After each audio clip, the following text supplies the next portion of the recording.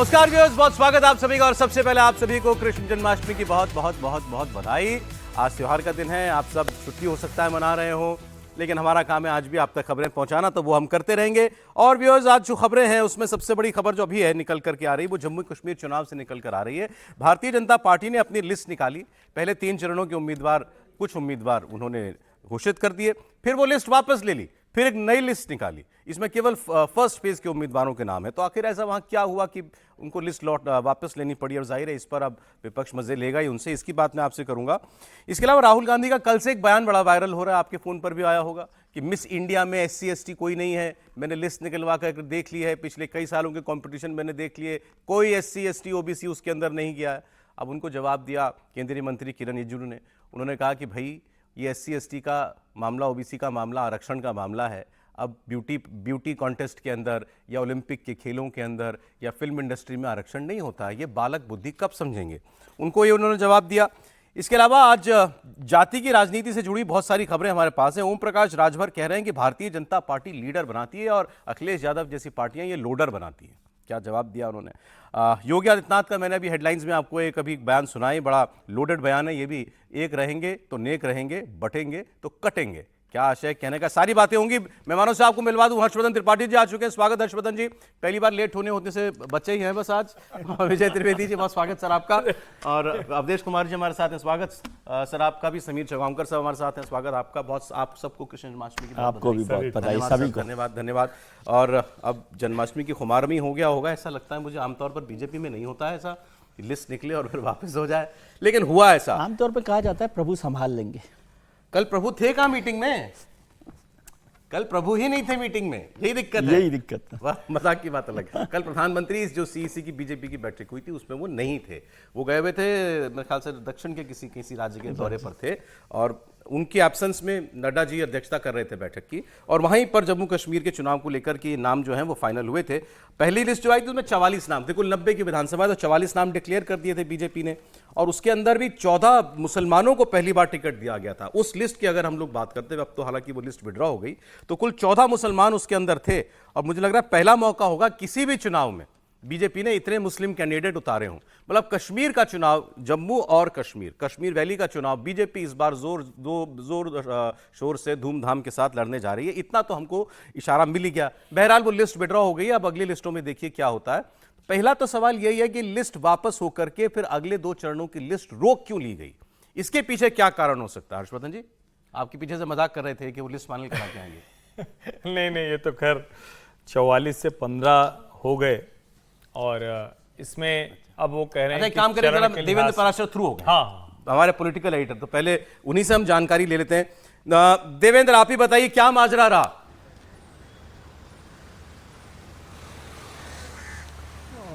किसी का सर? ये लिस्ट निकालना, फिर लिस्ट वापस लेना, और फिर 3 चरणों में से एक चरण की लिस्ट वापस शेयर करना। और ये बड़ा गुफअप था सौरभ। लगभग 10 बजे के आसपास, 10:05 या 7 मिनट पे वो लिस्ट जारी की गई थी। पार्टी का जो मीडिया ग्रुप है उसके मार्फत वो लिस्ट भेजा गया था, ईमेल पे नहीं भेजा गया था। और जैसे उस लिस्ट में बड़े नाम नज़र नहीं आए, तो उसके बाद जब मैंने पार्टी के नेताओं को टटोलने की कोशिश की कि इसमें से कई बड़े नाम मिसिंग हैं, तो ऐसा कैसे, जबकि इनके बारे में बताया जा रहा था कि ये लोग चुनाव लड़ेंगे। उनमें से एक बड़ा नाम निर्मल सिंह, उनकी तो सीट पे दूसरे कैंडिडेट का नाम का अनाउंसमेंट कर दिया गया था। उस समय ही मुझे ये कहा गया कि अभी इसको फाइनल मत मानिए, संभव है कि इसको वापस लेना पड़े। फिर इंडिया टीवी ने इस बात को रिपोर्ट भी किया था कि संभव है कि इसमें से 3-4 नाम परिवर्तन करके फिर पार्टी कुछ करेगी। और बाद में समझा जा सकता है कि अगर पार्टी ने जब विड्रॉ कर लिया और दोबारा संशोधित सूची पार्टी आज ही 39 उम्मीदवारों के नाम का ऐलान करती, तो फिर एक बड़ा कैंपेयर होता जो कि भद्दा दिखता। शायद उस एम्बेरसमेंट को थोड़ा कम करने के लिए पार्टी ने ये किया कि पहले फेज के जो 15 नाम थे वो हूबहू रिपीट कर दिए गए, उसको जारी कर दिया गया है। सेकेंड और थर्ड फेज के जिन उम्मीदवारों के नाम का ऐलान किया गया था उसको होल्ड पर रख दिया गया है। तो कम से कम पार्टी एक हद तक फेस सेविंग ये रखेगी कि भाई उसमें कोई बदलाव अभी नहीं किया गया है। पार्टी को सिर्फ पहली सूची जारी करनी थी, वो पार्टी ने किया है। सेकेंड और थर्ड फेज का आगे किया जाएगा। लेकिन जो सोर्सेज के द्वारा सौरभ जानकारी मिल रही है उसमें तय मानिए कि जो सूची जारी की गई थी उनमें से 3 से 4 परिवर्तन होने हैं। सौरभ। लेकिन आपने जिस शब्द का इस्तेमाल किया गूफअप, मतलब अजीब सी बात है। अगर ये गूफअप, अगर पहली बार जो लिस्ट सामने आई थी, प्रॉपर वही फॉर्मेट है, भारतीय जनता पार्टी केंद्रीय कार्यालय प्रेस विज्ञप्ति, उसके नीचे लिखा हुआ है प्रेस नोट है प्रॉपर, मतलब कहीं से तो वेट होकर के देखने भालने के बाद ही ये लिस्ट आगे निकाली गई होगी ना। ऐसा तो नहीं हो सकता कि कहीं से अचानक से किसी के मन में आया और दे दिया गया। नहीं, बिल्कुल नहीं, बिल्कुल ऐसा नहीं है। और पार्टी का जो सिस्टम है उसी के मार्फत आया था, और पार्टी के जो 3 सिस्टम है उन तीनों के मार्फत आया था। बचा सिर्फ ये था कि वो मेल पे नहीं था। तो ऐसा नहीं है कि कोई गलती से इस तरह से ऐसे हो गया। जो गलती हुई है, जो गुफअप हुआ है, वो बड़े लेवल पर भी हुआ है, जो कि शायद उन लोगों को बाद में समझ में आया है। पार्टी की जो प्रक्रिया ये होती है उसमें ये कि केंद्रीय चुनाव समिति की बैठक में, जो कि कल शाम को हुई इस केस में, वहाँ पर जब हर एक सीट पे नाम की चर्चा करके उस पे नाम पे फिर टिक मार्क कर दिया जाता है जो लिस्ट आई रहती है, और उसके बाद उसको टाइपिंग सेक्शन को दिया जाता है। उसके बाद पार्टी के जो कार्यालय प्रभारी हैं, पार्टी के महासचिव, उसको अप्रूव करने के बाद उसको प्रेस रिलीज़ के मार्फत मीडिया सेक्शन को दिया जाता है, और मीडिया सेक्शन से वो रिलीज़ किया जाता है। तो ये सारी प्रक्रिया इस केस में भी की गई है, और उस हिसाब से निश्चित तौर पर पार्टी के लिए एक बड़ा एम्बेरसमेंट, क्योंकि पहले सौरभ कुछ केसेज ऐसे हुए हैं कि आपने किसी सूची को जारी कर दी, किसी को टिकट दे दिया, 1 या 2 बाद में उसमें बदलाव करना पड़ा।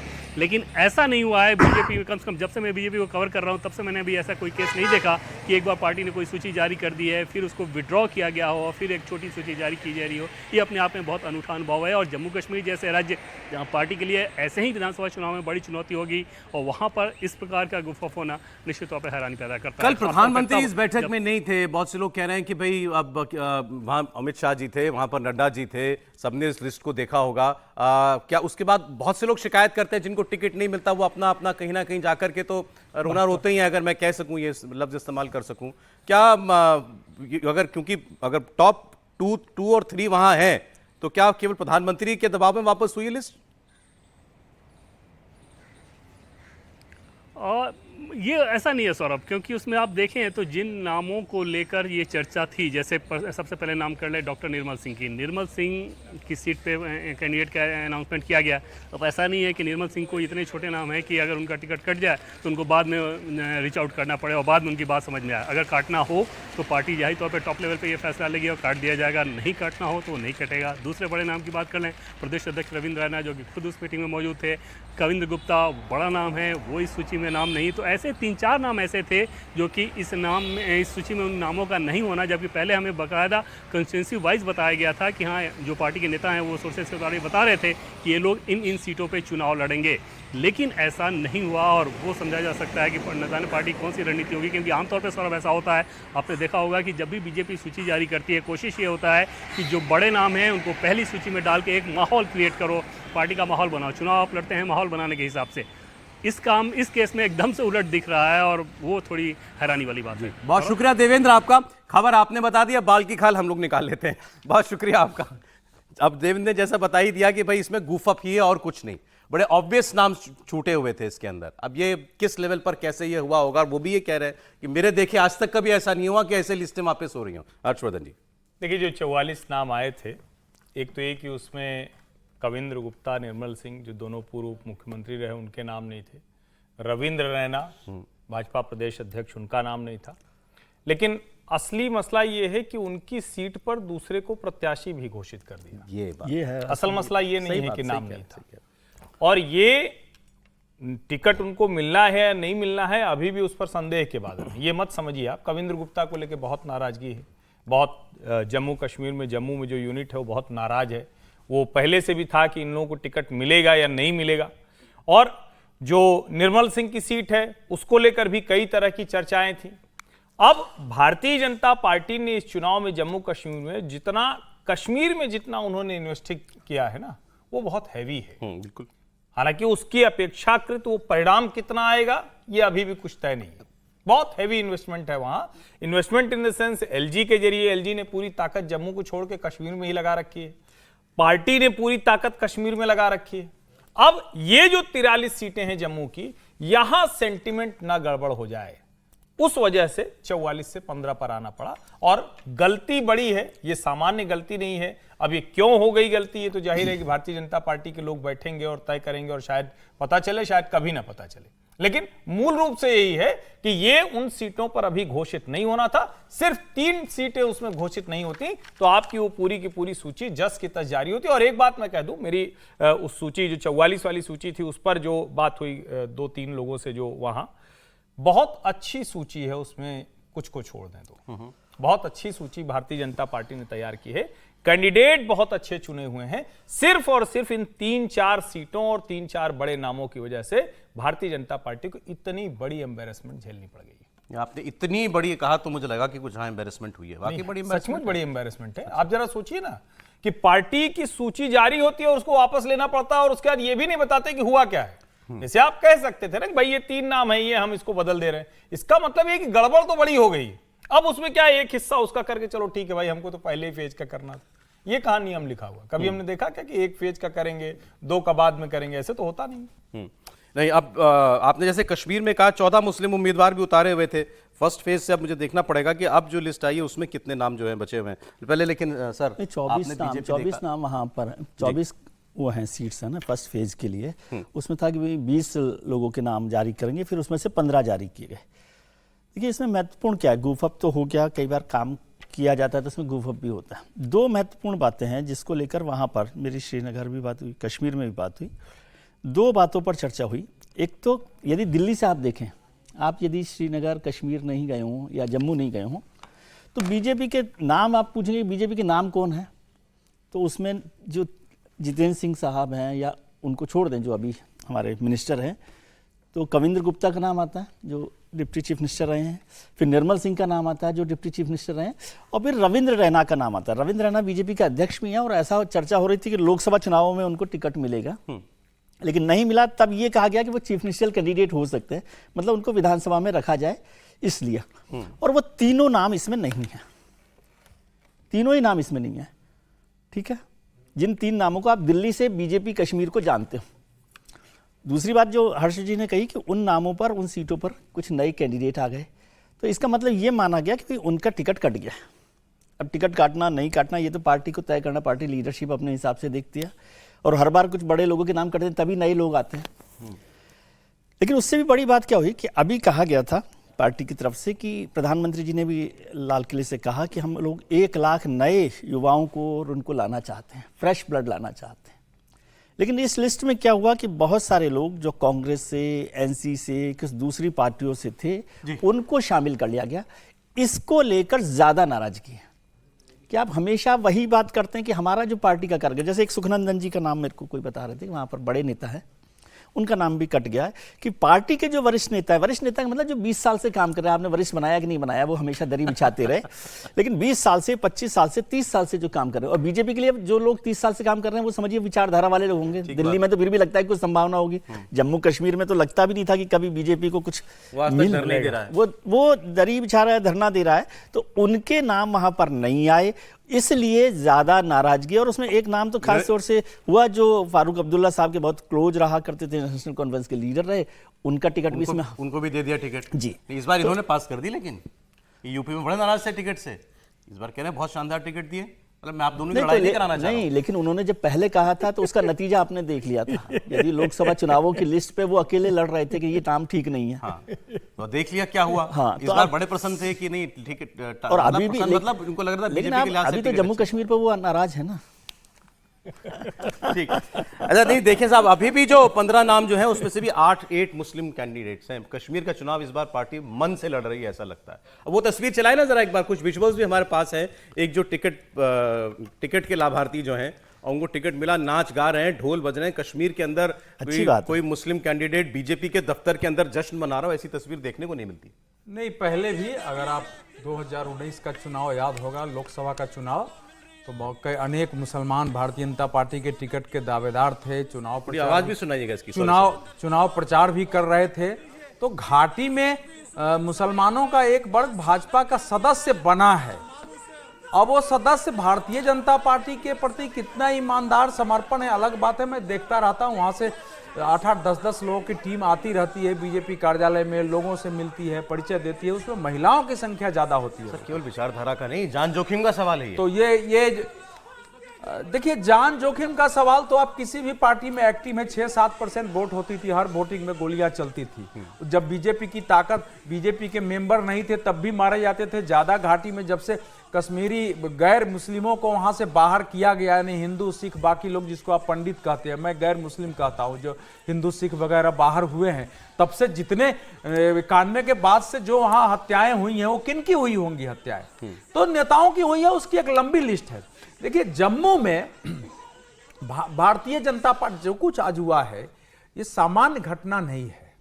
भले तत्काल आपने जारी कर दिया कि 15 के 15 हम बदलेंगे नहीं, लेकिन इसका जो संदेश गया होगा वो क्या गया होगा और क्यों ऐसा हुआ?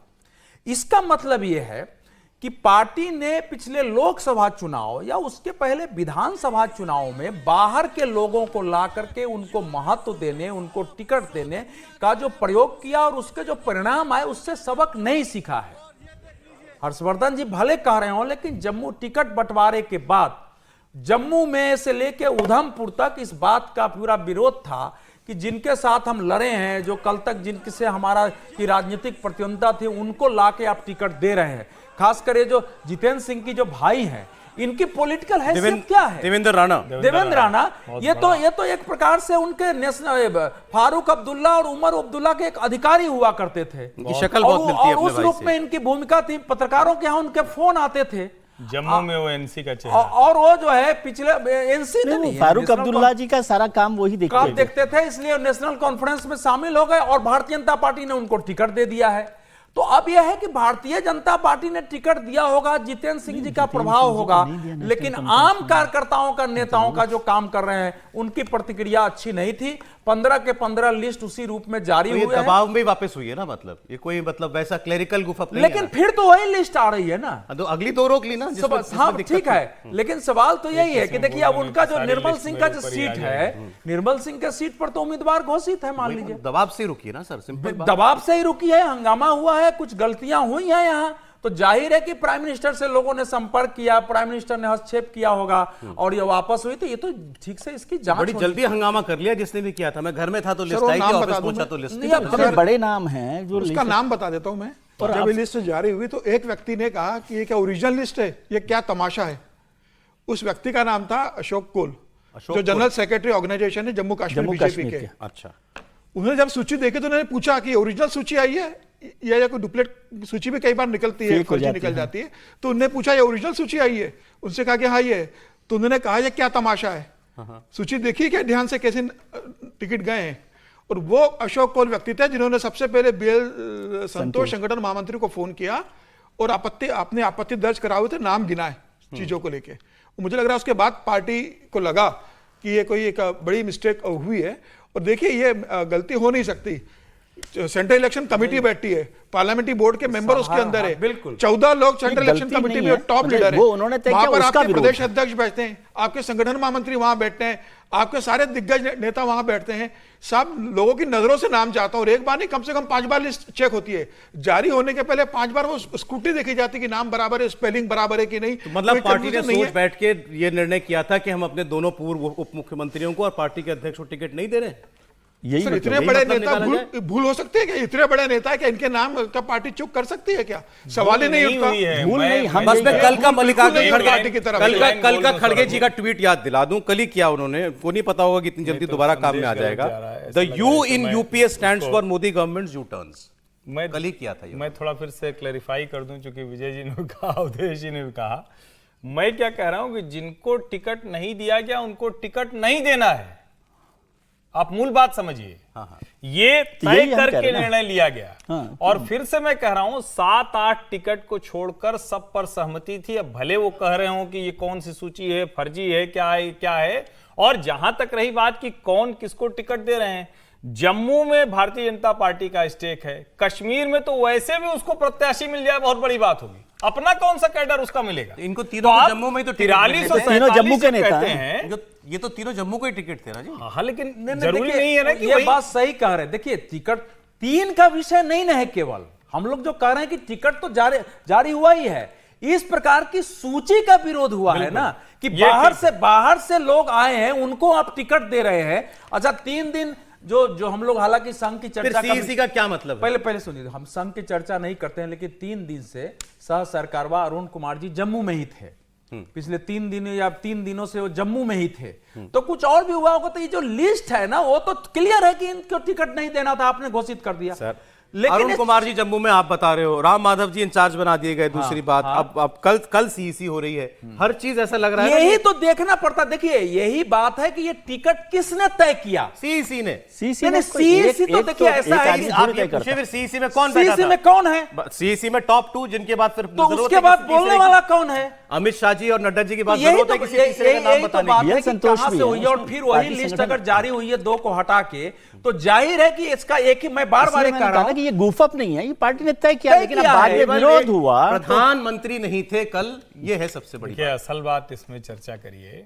ये तो सवाल ही नहीं ना कि बिना उसके हुआ। सीईसी में क्या ऐसे हवा मोड़ के आ गया कि जम्मू से लैंड वो कर पूरा गए या डिस्कस श्रीनगर से होता है, लैंड कर डिस्कस गए। होता है। वो जो महामंत्री संगठन होंगे, वहां के जो प्रदेश अध्यक्ष होंगे, इन सब लोगों ने इसको भेजा होगा ना, तभी तो उसमें से एक नाम आया होगा। नड्डा जी कैसे के दिल पे क्या बीती ये होगी? संभव ही नहीं है। मेरा ही नाम नहीं है। ये सवाल ये है कि ये जो सूची है, ये जारी कैसे हो गई? क्या वहां के मीडिया का काम करने वाले लोग इतने लापरवाह हो गए? एक लाइन की बात समझिए, ये सीईसी में चले जाना, सीईसी ने कर दिया, क्या ये तय हो गया था कि इसको मीडिया में जारी कर देना है? वो बात देखिए, क्लियर की सब कुछ वही वो तो क्लियर हुआ है ना, 44 उसी सिस्टम से रिलीज हुआ। एक बात समझिए, ऑफिशियल अकाउंट में आया है, मेल नहीं किया भारतीय जनता पार्टी की ऑफिशियल अकाउंट से व्हाट्सएप पर आई आया, है। मेल नहीं। मेल तो थोड़ी देर बाद होता है, वो जारी कर दिया नॉर्मल। मीडिया में। देखिए, तो फिर तो सब तैयारी के साथ ही सर, हुआ दो था। बात है। एक बार और वो समीर तो जी, समीर जी, लिस्ट फाइनली समीर की होगी ना कि भाई ये बिल्कुल। लिस्ट जारी करनी है। समीर जी बोलिए।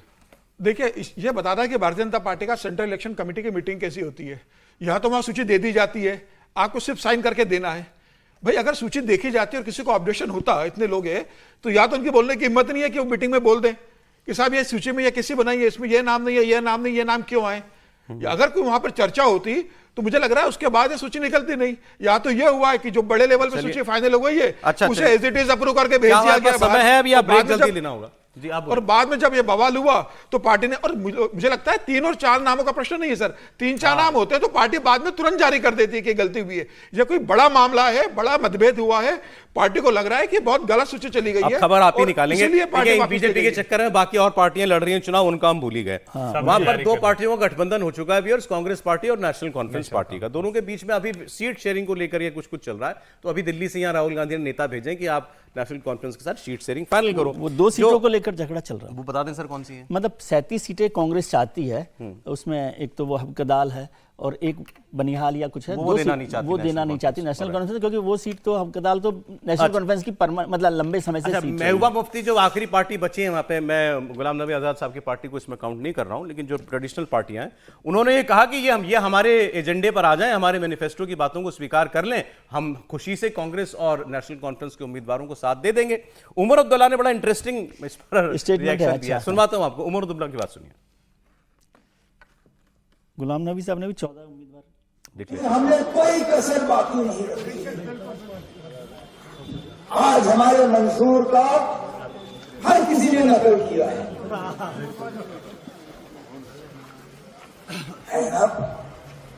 थोड़ा 19-20 का फर्क रखते तो ठीक रहता। हमने 2000 यूनिट बिजली की बात की, उन्होंने भी 200 यूनिट, उन्होंने भी 200 डाले। हमने 1 लाख नौकरियों की बात की, उन्होंने भी 1 लाख नौकरियों की बात की। हमने बंद सड़कों को दोबारा खोलने की बात की, वो भी उनके मंशूर में। हमने बातचीत का दरवाजा खुला रखने पे, वो भी उनके मंशूर में। लगभग हर बात जो मेरे साथियों ने नेशनल कॉन्फ्रेंस के मंशूर में रखा, वो उनके मंशूर में है। फिर कहते हैं कि अगर एनसी और कांग्रेस हमारे एजेंडा को तस्लीम करती है, हम उम्मीदवार नहीं उठाएंगे। अरे ना, आपने तो हमारा सारा एजेंडा अपने इसमें मंशूर में डाल दिया। आपने तो हमारा एजेंडा तस्लीम कर ही लिया। अब आपके एजेंडा और हमारे एजेंडा में कोई खास फर्क है ही नहीं। तो बताइए अपने मैदान से अपने उम्मीदवार बिताइए। उमर अब्दुल्ला कह रहे हैं सारा तो मेरा मैनिफेस्टो आपने चुरा लिया, कॉपी कर लिया, बचा क्या है? तो अब आइए फिर साथ दीजिए अपने उम्मीदवार मैदान में। बहरहाल जम्मू कश्मीर का चुनाव इंटरेस्टिंग होने वाला है और बीजेपी के आज की इस घटनाक्रम को आप गुफअप कहिए, कुछ भी कहिए, चूक हुई है, व्हाटएवर, एम्बैरेसमेंट है, लेकिन इसमें इतना जरूर दिखता है कि बीजेपी इस चुनाव को बहुत गंभीरता से ले रही है, खास तौर पर कश्मीर में भी। अभी तक जम्मू में दमखम से लड़ती थी, कश्मीर में भी अच्छा और नंबर भी उसके अच्छे आएंगे। कश्मीर में नहीं, कश्मीर का ये वाला पूछ के आपने मारा, जिसको कहते हैं गुब्बारा अभी उड़ने की तैयारी कर रहा था, तब पिन मार दी फुस।